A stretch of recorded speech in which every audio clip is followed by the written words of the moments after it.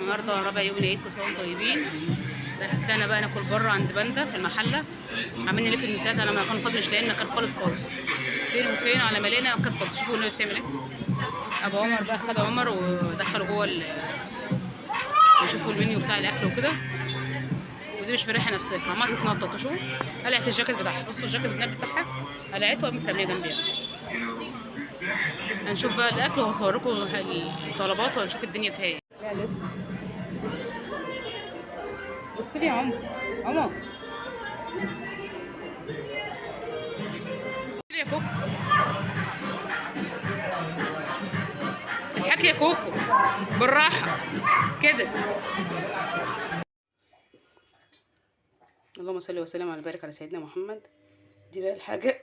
كنا امبارح بره، كان رابع يوم العيد بقى، اخر يوم العيد، كل سنه وانتم طيبين. خلاص في النهايه، ولا كان تاني خروج لنا والله يا جماعه، كانت تاني خروج. يعني اول مره خرجنا رحنا الملاهي زي ما نزلت لكم في الفيديو، وامبارح قلنا نطلع بره ناكل وكده، لقينا الدنيا موت بره، موت موت والله العظيم يا جماعه. رحنا عند كاتشب، قلنا نشوف حته نقعد فيها، مفيش مكان. قعدنا اتمشينا شويه نشوف مكان نقعد فيه، مش لاقيين حته نقعد فيه، مش لاقي الناس واقفين بالطوابير كده والحجز، مش لاقيين حته نقعدوا فيه. وبعد كده رحنا بقى مطعم كده اسمه دباديبو، فوق الساموني. المحل طبعا عارفينه، الساموني طبعا معروف في المحل. اول مره نروح له والله يا جماعه. جاني امبارح بالليل الساعه 2 بالليل، والله قعدنا ساعتين نستنى الاكل على ما يجي، لحد ما جوزي زهق وقال لي يلا نقوم نمشي. زهق قال لي يلا نقوم نمشي، قلت له لا احنا خلينا بقى قاعدين، احنا كده كده طلبنا الاكل خلينا قاعدين. وفي الاخر الاكل نزل لنا مش هو، كنا طالبين بيتزا فاهيتا، لقينا منزلينا كريسبي بتاع فراخ كريسبي. وكنا طالبين كريبات، انا كريب وجوزي كريب، احنا كنا طالبين البيتزا للعيال. لقينا قلت له مش عايزه الكريبات تبقى يعني حراقه عشان اكل منها العيال وكده يعني. لقيت الكريب نار نار والله العظيم يا جماعه، حته الفراخ اللي فيه نار.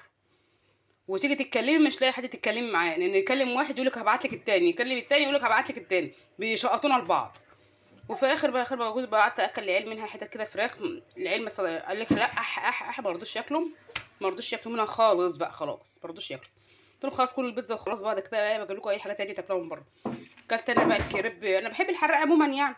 اكلت انا الكريب بقى وخلاص، وهم قعدت اكلتهم في البيتزايه. والله يا جماعه بصوا البيتزايه، يعني هبقى هوريكم البيتزايه الاصغر من الصينيه دي. شايفين الصينيه دي؟ عارفين الدايره بقى اللي جوه دي؟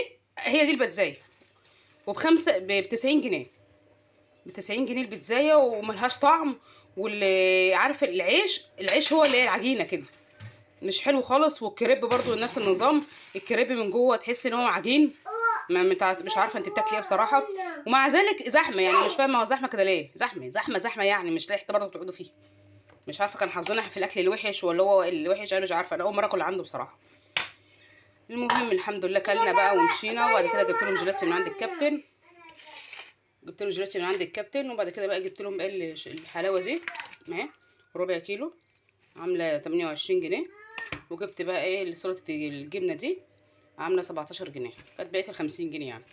وخلاص على كده واتفسحنا وخرجنا وبرضه ما لازم برضه شويه نكت كده في النص. الانسه كوكو ماشيه بدماغها، عايزه تمشي كده، مش عايزه تدي امسك ايديها في حد، قامت واقعه.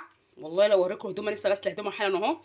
الهدوم التراب ما بيطلعش من الهدوم، خدت لها حته رزع على وشها، الحمد لله ان ما اتعورتش. هدومها بقى بايديها بكل حالها ومحتاله كله باظ. قلت هي لازم اخر الخروجه كده لازم ايه تقلب بالغم في الاخر. وماشيه طول ما ماشيه بقى عماله تعيط وكح على اخرها زي ما يكون روحها بتطلع. جبت لها دواء بقى وانا جايه، وجبت لها البوس اهو. كان عندي البوس اللي هو ما بستغناش عنه بصراحه في البيت اهو، اللي هو ده كبسيد ده بتاع الكحه وكل حاجه.